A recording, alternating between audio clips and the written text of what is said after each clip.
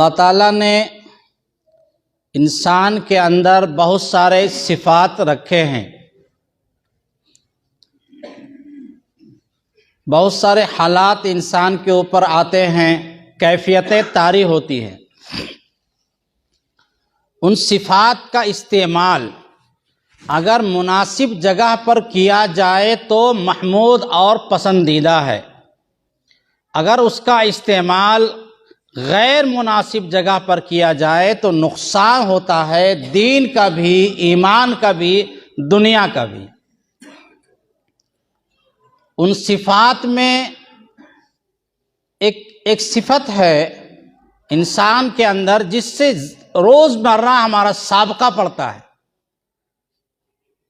اور دنیا میں اس صفت کی وجہ سے اس قدر نقصانات ہیں، دنیاوی اعتبار سے بھی اور اخروی اعتبار سے بھی، جانی اعتبار سے بھی، مالی اعتبار سے بھی، جس کا ہم تصور بھی نہیں کر سکتے۔ چھوٹی سی صفت ہے لیکن خاندان کے خاندان اجڑ جاتا ہے، معاشرہ برباد ہو جاتا ہے۔ وہ صفت کون سی ہے؟ وہ صفت ہے غصہ۔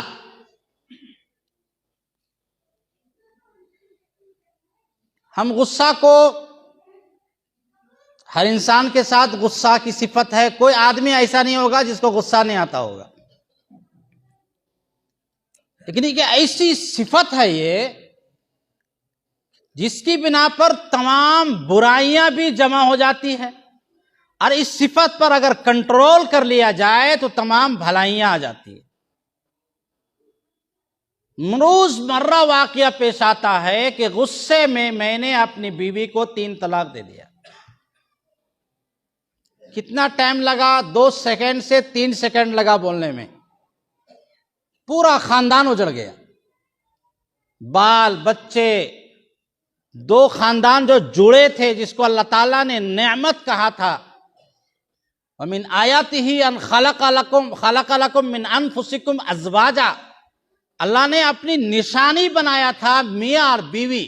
جس طرح آسمان و زمین کی تخلیق یہ اللہ کی نشانی ہے، کائنات کی تمام چیزیں اللہ کی نشانی ہے، اسی طرح اللہ فرماتا ہے کہ میاں بیوی ایک دوسروں کو جوڑ دینا، 2 اجنبیوں کو آپس میں ملا دینا، 2 خاندان جو بکھرے ہوئے تھے آپس میں شیر و شکر ہو جانا، یہ اللہ کے ایک بہت بڑا، اللہ کی نشانی ہے، اللہ کی قدرت ہے۔ لیکن ایک چیز کے غلط استعمال کرنے سے سیکنڈوں میں اللہ کی نشانی ختم ہو جاتی۔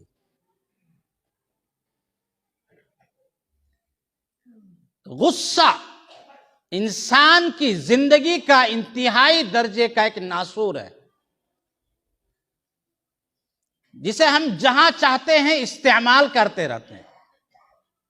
ایک صحابی آئے جناب رسول اللہ صلی اللہ علیہ وسلم کے پاس، اور آنے کے بعد کہا کہ اللہ کے نبی مجھے نصیحت فرمائیے، اور مختصر نصیحت فرمائیے گا تاکہ میں زندگی بھر اس پر عمل کرتا ہوں۔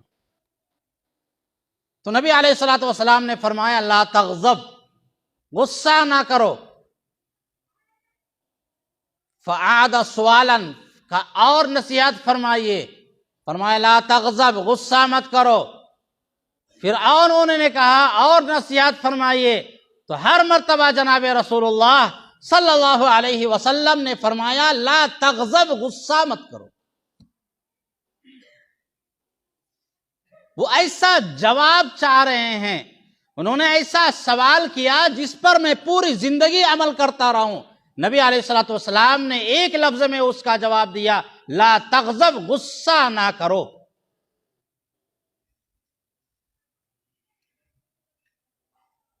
غصہ آئے گا انسان کے اوپر تو اگر وہ قادر ہے، جس پر غصہ آ رہا ہے اس سے زیادہ طاقتور ہے، اس کا جانی نقصان کرے گا، مالی نقصان کرے گا۔ اور اگر اس پر قادر نہیں ہے تو دلوں میں حسد لائے گا، بغض لائے گا، کینہ لائے گا، نفرت لائے گا۔ تو ایک غصہ کی بنیاد پر جانی نقصان، مالی نقصان، اس پر اگر قادر نہیں ہوا تو دل میں سیاہی اپنے طور پر لایا، حسد کو لایا، بغض کو لایا، کینہ کو لایا، نفرت کو لایا، بے شمار گناہوں کو اپنے اندر لایا. جس دل کو طہارت جو مطلوب ہونی چاہیے کہ دل کو پاک و صاف ہونا چاہیے تھا، اس غصے نے دلوں کے اندر سیاہی سیاہی لے آئی. قرآن پاک میں اللہ تعالیٰ نے ایمان والوں کی صفات کو بیان فرمایا اور فرمایا الذین ينفقون فی السراء والضراء والکاظمین الغیظ والعافین عن الناس واللہ یحب المحسنین. ایمان والوں کی پہچان یہ ہے جو خوشی میں بھی خرچ کرتے ہیں، غم میں بھی خرچ کرتے ہیں، تنگ دستی میں بھی خرچ کرتے ہیں، مالداری میں بھی خرچ کرتے ہیں، والکاظمین الغیظ اور غصے پر کنٹرول کرتے ہیں. غصے پر کنٹرول کرنے والا یہ بہادر ہے. نبی علیہ الصلوۃ والسلام نے ایک مرتبہ گزرتے ہوئے پوچھا یہ کون لوگ ہیں؟ کہا پہلوان ہے، لوگوں کو پچھاڑ دیتے ہیں. فرمائے نہیں نہیں، لیس الشدید بالسرعہ، بہادر وہ نہیں ہے جو کسی انسان کو پچھاڑ دے، بہادر وہ ہے جو اپنے غصے پر کنٹرول رکھے. کسی کو پٹخ دینے والا، کسی کو مار دینے والا، چاہے گولی کے ذریعے ہو، کشتی کے ذریعے ہو، مکہ کے ذریعے ہو، یہ اسلام کی نگاہ میں یہ اصل بہادر نہیں ہے. بہادر وہ ہے کہ اس کے نفس کے خلاف، اس کے خواہشات کے خلاف، اس کے جذبات کے خلاف کوئی بات کہی گئی، چاہے رشتہ داروں کی طرف سے، چاہے بیوی کی طرف سے، چاہے بھائی کی طرف سے، چاہے بہن کی طرف سے، چاہے پڑوسی کی طرف سے، چاہے اجنبی کی طرف سے، چاہے قریب کی طرف سے یا بعید کی طرف سے، جس کی طرف سے کوئی بات آئی ہے اس پر وہ کنٹرول کر لیتا ہے. انتقام کی صلاحیت اس کے اندر نہیں ہے، جذبہ اس کے اندر یہ نہیں ہے کہ میں اس سے بدلہ لے لوں.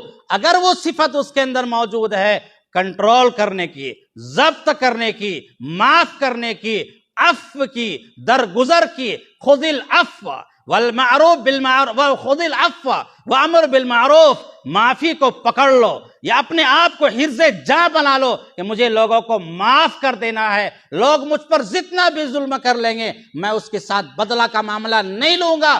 اگر یہ اس کے اندر صفت ہے تو سب سے بڑا بہادر وہ مانا جائے.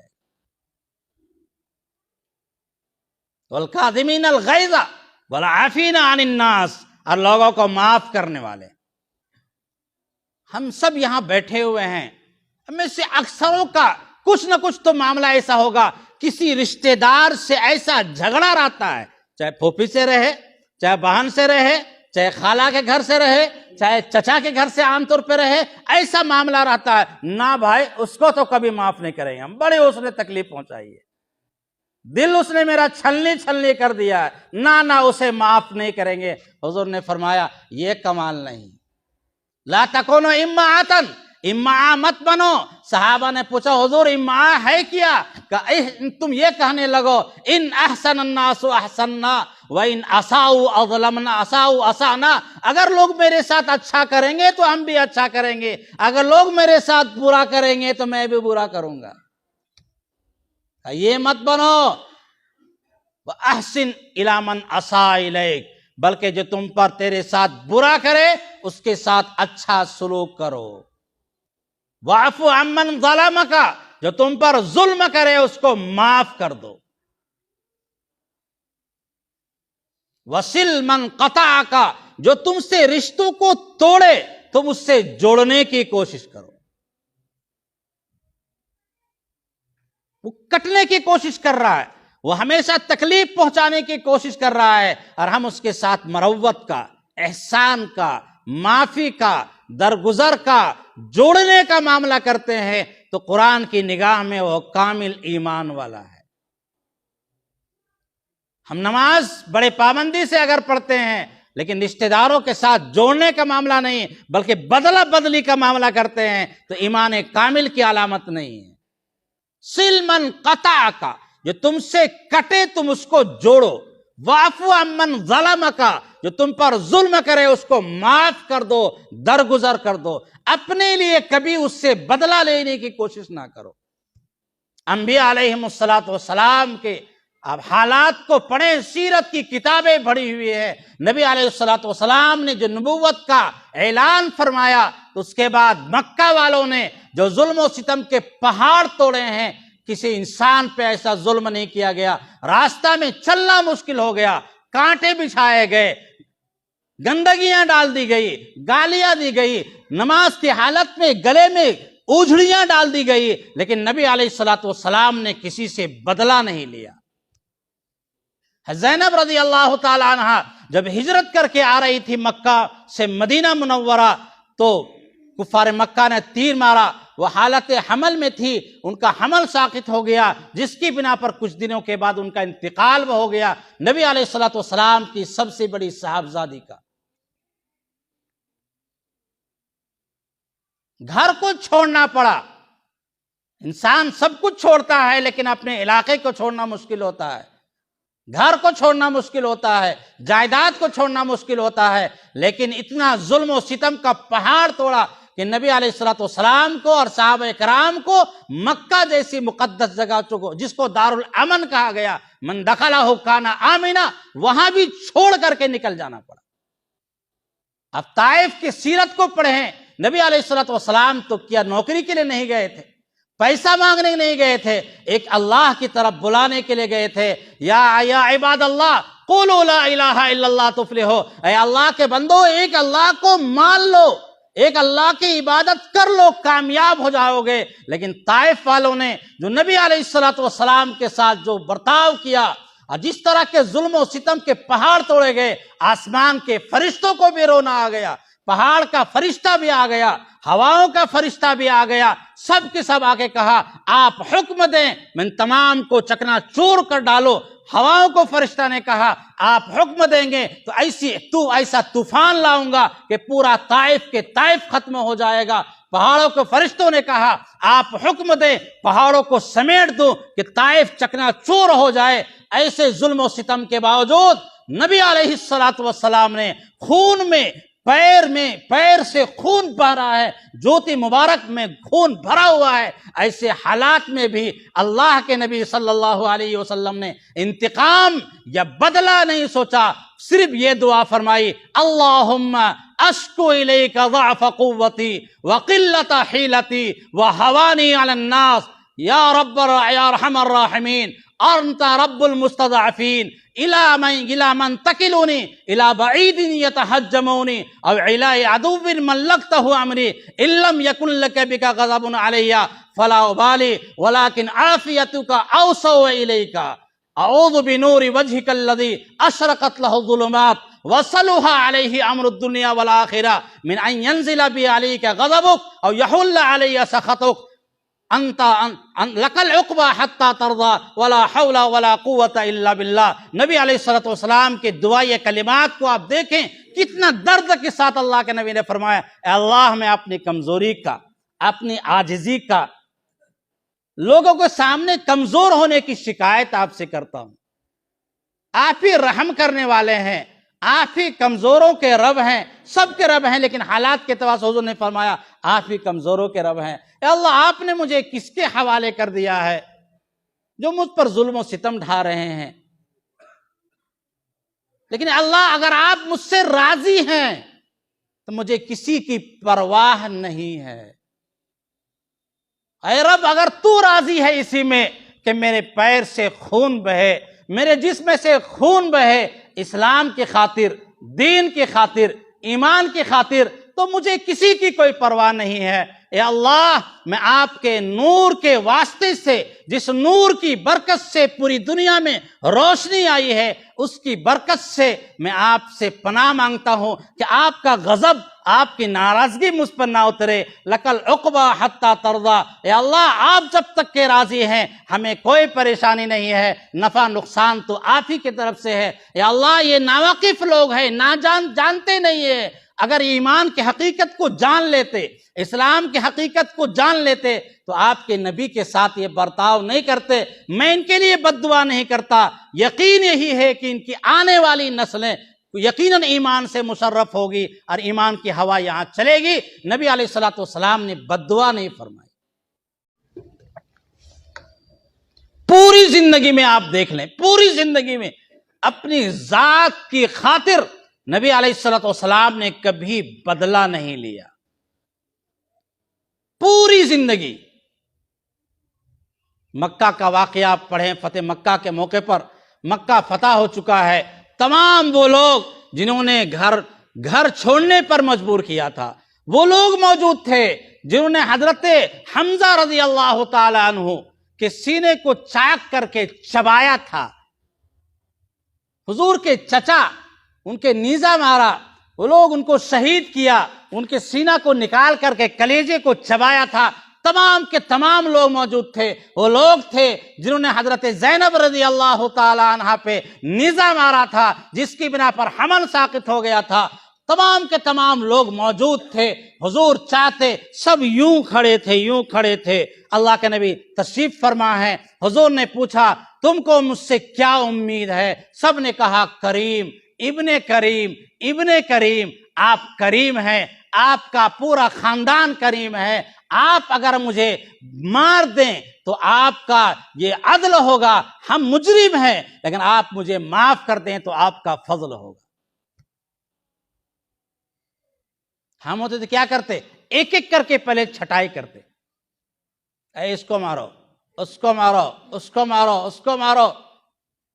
نہیں، حضور نے فرمایا آج میں تم سے وہی بات کہتا ہوں جو یوسف علیہ السلام نے اپنے ان بھائیوں سے کہا تھا جنہوں نے بچپنے میں صرف حسد کی بنیاد پر کنویں میں ڈال دیا تھا، بوڑھے ماں باپ سے ان کو جدا کر دیا تھا، اور سال ہا سال تک مصر میں بیچا گیا۔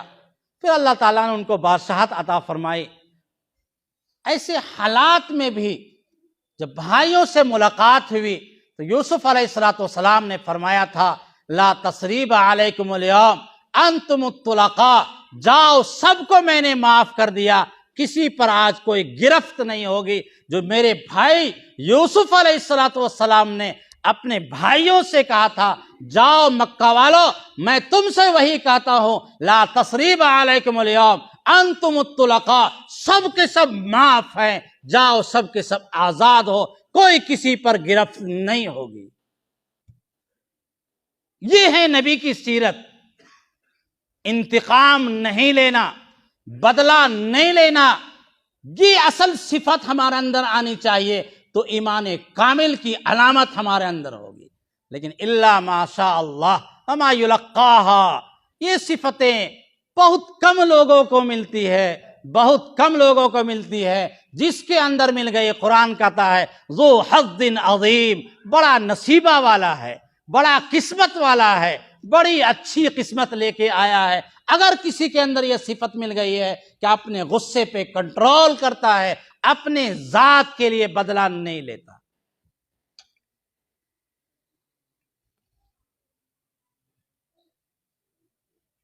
امام ابو حنیفہ رحمۃ اللہ علیہ کا معمول تھا رات بھر عبادت کرتے، پھر فجر کے بعد تدریس دوپہر تک۔ جو دوپہر کا قیلولہ کا ٹائم ہوتا ہے، قیلولہ، اس کو ہم لوگوں نے چھوڑ دیا۔ حضور نے فرمایا قیلولہ کیا کرو، شیطان قیلولہ نہیں کرتا۔ قیلولہ کہتے ہیں دوپہر کے کھانا کھانے کے بعد کچھ دیر لیٹ جانا، سنت ہے، سنت، اس کو ہم لوگوں نے چھوڑ دیا ہے۔ بے شمار بیماریوں سے اس سے حفاظت ہوتی ہے۔ سنت میں تو فوائد ہی فوائد ہیں۔ کھانا کھانے کے بعد، دوپہر کے کھانا کھانے کے بعد نیند سے سونا ضروری نہیں ہے، لیکن کچھ دیر لیٹ جانا، تجربہ کر کے آپ دیکھیں، جب اٹھیں گے تو فریش رہیں گے دن۔ تو قیلولہ کرنے کا معمول تھا۔ پھر ظہر کے بعد درس و تدریس اور مسائل کے استنباط، رات پر جاگا ہوا، فجر کے بعد سے لے کر کے دوپہر تک جاگا ہوا انسان جب قیلولہ کرنے جائے گا تو نیند اس کو گہری آئے گی۔ حضرت سوئے تو ایک شخص دروازہ کھٹکھٹایا، کہا کون؟ کا ایک مسئلہ معلوم کرنا ہے۔ کہا بولو۔ کہا بھول گیا۔ کہا جاؤ یاد گیا تو بتانا۔ کچھ دور چلا گیا، پھر واپس آیا، پھر کھٹکھٹایا، کچھ دیر نیند لگ گئی، پھر اس نے حضرت پوچھا کیا بات ہے؟ کہا مسئلہ یاد آ گیا. کہا بولو. کہا بھول گیا. حضرت نے کہا ٹھیک ہے جب یاد آنا تو. اس طرح 7 مرتبہ وہ آدمی کچھ دور جاتا، حضرت لیٹتے، پھر دروازہ کھٹکھٹاتا، ہر مرتبہ یہی بات کہتا تھا کہ میں بھول گیا. حضرت مسکراتے ہوئے فرماتے تھے جاؤ جب یاد آ جائے تو پوچھ لینا. 7ویں مرتبہ اس نے کہا کہ یاد آ گیا ہے، اب پکا یاد آ گیا. کہا بولو. کہا کہ مسئلہ یہ ہے کہ پاخانہ میٹھا ہوتا ہے یا کھٹا ہوتا ہے؟